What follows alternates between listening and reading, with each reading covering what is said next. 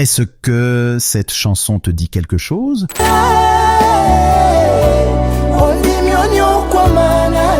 On a tous attendu cela, on a tous eu l'impression que tout va bouger sur le marché du disque, on était sûr que cela cartonnera à merveille. Dans ce numéro d'analyse, nous allons décrypter sur l'album Le chemin de la gloire d'Héritier Wata. Cet album figure parmi les projets qui sont sortis récemment. Si nos contenus vous intéressent, n'oubliez pas de rejoindre la communauté des éveillés. Abonne-toi pour ne rien rater. Nous décryptons les actualités tous les jours à 20h. Allons-y.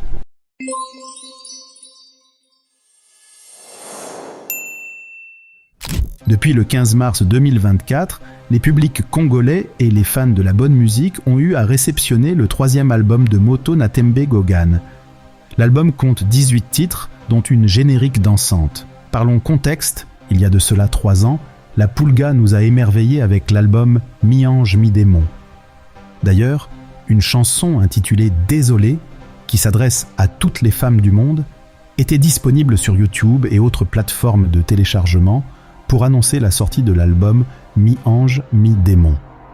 La chanson cumule actuellement plus de 6 millions de vues sur sa chaîne YouTube et figure parmi les meilleures de sa carrière. Depuis un bout de temps, l'artiste nous a promis un projet rempli de bonnes compositions, un bon travail et des bons arrangements depuis 2021. Toujours sous la production d'Obuo Music, dirigée par David Monso, qui fut aussi producteur de Fally Ipupa dans le passé avec l'album Droit Chemin. Depuis son évolution en carrière solo après un passage de 15 ans à Wenge Musica Maison Mère, Héritier Kabeya ne cesse de nous surprendre. Il affronte tous les dangers pour que sa musique soit au top. On peut voir son courage aussi, grâce à son concert au Stade de Martyrs, le 25 décembre 2022, malgré qu'il n'avait moins d'expérience en carrière solo par rapport à Fally Ipupa et Ferré Gola.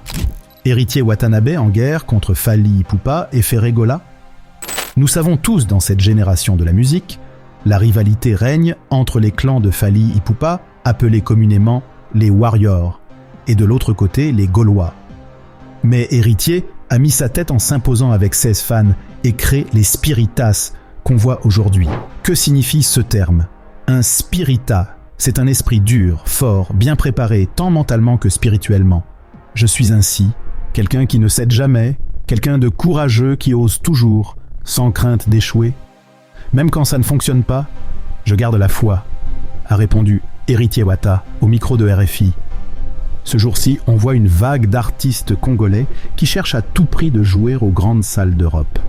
On peut notamment citer Félix Wazekwa à Adidas Arena, Fabregas au Casino de Paris, Fally Ipupa à Accor Arena et aussi Ferré Gola à Adidas Arena. Sur cette question de jouer des concerts, le Gogan répond qu'il a encore le temps de faire la promotion de son album avant de lancer dans le challenge des concerts en Europe. Comme nous savons qu'il est Moto Natembe, on pense qu'il prend son temps avant d'annoncer une date pour ne pas faire un flop comme celui du Stade de Martyrs. Comment marche l'album Chemin de la gloire sur le marché ? Composé de 18 titres, Chemin de la gloire propose un mélange innovant de la puissance des chœurs gospel et des rythmes captivants de la rumba intelligente, comme il le précise souvent. Le premier extrait de l'album a été dévoilé le 8 décembre 2023 sur la chaîne YouTube de l'artiste. Le titre Opona Enga cumule plus d'1 million de vues sur la plateforme de streaming. Pour la promotion de son album, Héritier Watanabe a fait quelques sorties médiatiques localement et aussi dans certains médias étrangers comme RFI. Sur la question de savoir « De quoi parlez-vous dans vos textes ?», Monsieur le chanteur a répondu « Comme à mon habitude, je ne parle que d'amour. Et uniquement d'amour, sauf dans le titre « Macambouya Monde », où je décris la situation, la réalité sociale de mon pays. Depuis le lancement de l'album, les pistes audio disponibles sur cette plateforme ont été écoutées plus de 5 millions de fois, un chiffre qui prouve l'engouement et la fidélité des fans pour l'artiste. Ce dernier, connu pour être l'un des voix puissantes dans la rumba congolaise, continue de marquer les esprits avec sa capacité à manier ce genre musical. Le clip du générique de l'album, un vrai spectacle visuel, a rapidement attiré l'attention, franchissant le cap du 1 million de vues en seulement 9 jours après sa publication. Ce rythme de croissance est rare.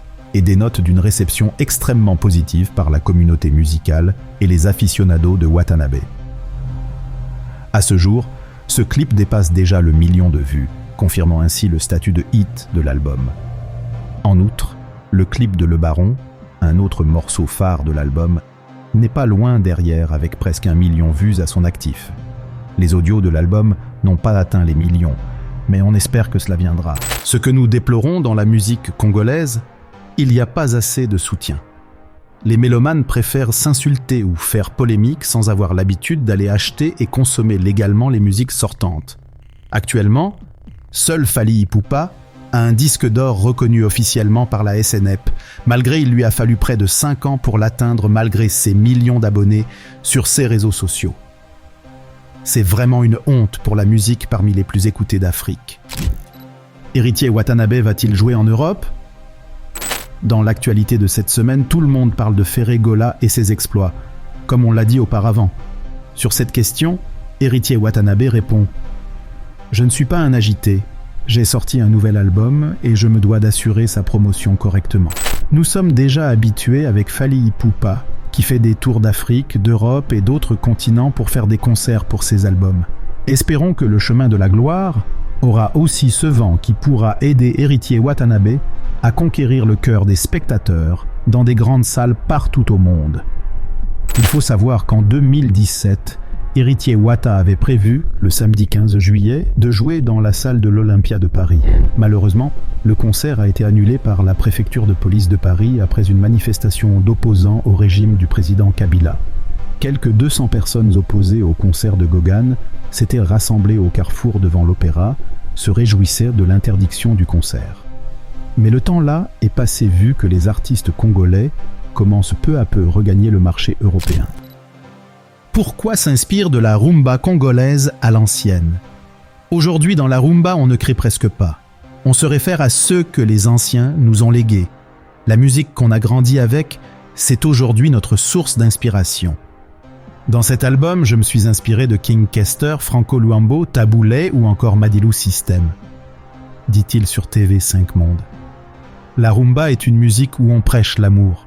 C'est une musique sensuelle.